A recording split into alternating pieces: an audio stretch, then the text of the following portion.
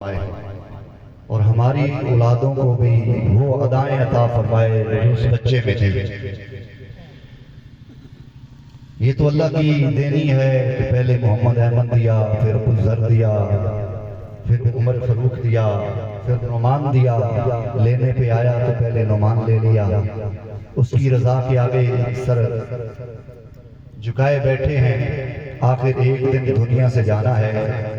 وہ بچہ جو نابالغ تھا، اللہ کے راستے پہ نکلا ہوا تھا، قرآن حفظ کر رہا تھا، اور جو اللہ کے راستے پہ نکلا ہو اور پھر اس کا وصال ہو جائے وہ شہید ہے، اور شہید زندہ ہوتا ہے، شہید زندہ ہوتا ہے۔ تو میرے مسلمان بھائیوں، وہ بچہ دنیا میں آج ظاہری طور پہ نہیں ہے، مگر حقیقت ہے وہ ہمارے ہاں زندہ ہے۔ تو مسلمانوں، آج ہم بھی اپنی اولادوں کو اللہ کے راستے میں نکالیں، دین پڑھائیں۔ دین پڑھائیں گے تو یقیناً وہ بچہ ماں باپ کے لیے روز قیامت ذریعہ نجات بنے گا۔ 1.5 پارہ حفظ کر لیا تھا، مگر جب قیامت کے دن اٹھایا جائے گا تو مکمل حافظ قرآن ہوگا۔ تو اللہ تبارک و تعالی ہمیں بھی دین کی سمجھ عطا فرمائے۔ مرنا ہے، آخر موت ہے۔ ہم سب کو تیاری موت کی کرنی چاہیے، جو کہ ہم بھولے بیٹھے ہیں۔ بزرگ ہیں، بڑے ہیں، مگر وہ نماز کا ان میں وہ ذوق نہیں تھا جس بچے میں تھا۔ میرے شیخ طریقت اکثر اس بچوں کو ایک بار اٹھا کر کھڑا کیا اور اپنے مریدوں کو کہا کہ یہ دیکھیں بچہ، یہ تہجد کے ٹائم اٹھ جاتا ہے اور پہلی صف میں آنے کی کوشش کرتا ہے، اس کو دیکھیں اور آپ یہ میرے شیخ نے فرمایا۔ اس بچے کی وہ ادائیں تھی اور محبت تھی، قرآن کے ساتھ، دین کے ساتھ تھی، مگر لکھی موت ایسے ہی تھی کہ اس نے اللہ کے راستے میں ایسے اس کا وصال ہونا ہے۔ تو میرے مسلمان بھائیوں، چند دن کی زندگی ہے، موت کی تیاری کر لیں۔ سب سے پہلے مرنے کے بعد جو سوال ہونا ہے، نماز کے بارے میں ہونا ہے۔ کیا ہم نماز پڑھتے ہیں؟ کل بچے کا جنازہ پڑھا تھا، اس کے بعد کیا ہم نے ظہر پڑھی تھی، کیا عصر پڑھی تھی، مغرب پڑھی تھی، عشاء پڑھی تھی؟ اگر نہیں پڑھی تو پھر ایک دن ہم نے بھی جانا ہے۔ کون سا عمال ہمارے پاس ہے؟ مفتی صاحب کا بیان ہونا ہے، میں نے تسی آخری گل تم دساں، میں نے دسو نا، نیکیاں قیمتی ہیں کہ پیسہ قیمتی ہے؟ زور سے بولیں۔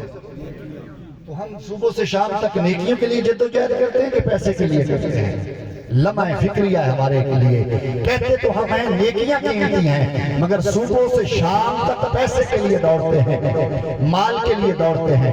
تو میرے مسلمانوں، نیکیوں کے لیے نہیں دوڑتے۔ روز قیامت میں نیکیوں نے بچانا ہے، پیسے مال سے نہیں بچانا۔ تو آج ہمارے پاس وقت ہے، آج ہمارے پاس سانسیں ہیں کہ ہم نیکیاں کر لیں، نیکیاں کر لیں اور اللہ کو راضی کر لیں۔ آج ہمارے پاس موقع ہے، آج اللہ نے ہمیں مہلت عطا فرمائی ہے کہ ہم اللہ کی بارگاہ میں توبہ کریں اور نیکیاں کمائیں۔ اور آج اگر میں نے بڑے بڑے بچے دیکھے ماں باپ کے بے ادب ہوتے ہیں، نافرمان ہوتے ہیں۔ جو ماں باپ کا بے ادب ہے وہ کبھی جنت میں نہیں جائے گا۔ اور وہ بچہ ایسا تھا، جب بھی چھٹی پہ آتا تھا ماں کے قدم دباتا دباتا ماں کے قدموں پہ سو جاتا تھا۔ آج نوجوان ہیں، دیندار بھی ہوتے ہیں، مگر ماں باپ کو گالی بھی نکالتے ہیں۔ اللہ تعالیٰ اس بچے کے درجات بلند فرمائے، کیونکہ نابالغ تھا، گناہوں سے پاک تھا، تو اللہ درجات بلند فرمائے اور اس کی قربت مبارک کی برکات کے صدقے اللہ تبارک و تعالی ہم پر رحم و کرم فرمائے۔ اللہ کی بارگاہ میں دعا ہے کہ اللہ نے جس مقصد کے لیے پیدا کیا اس پہ کامیابی عطا فرمائے۔ چند دن کی زندگی ہے، آخر موت ہے، مر کر اللہ کی بارگاہ میں جانا ہے، اس کے لیے تیاری کر لیں۔ ایسی تیاری کریں کہ روز قیامت اللہ کا کریم وہ نامہ اعمال ہمارے دائیں ہاتھ میں عطا فرمائے۔ یہ کرام کاتبین نیکیاں اور بدی لکھ رہی ہیں، نامہ اعمال ہم خود اپنا تیار کر رہے ہیں، پھر دیکھنا ہے کہ روز قیامت وہ دائیں ہاتھ میں دیا جاتا ہے کہ بائیں ہاتھ میں دیا جاتا ہے۔ اللہ تبارک و تعالی ہم سب پر رحم و کرم فرمائے، ان کے گھر والوں کو اس کا نعم البدل عطا فرمائے، وہ ان کی برکات دوسرے بچوں میں عطا فرمائے۔ اللہ تبارک و تعالی ہمیں بھی نبی کریم رؤوف الرحیم صلی اللہ تعالی علیہ وسلم کی سچی محبت عطا فرمائے۔ وآلہ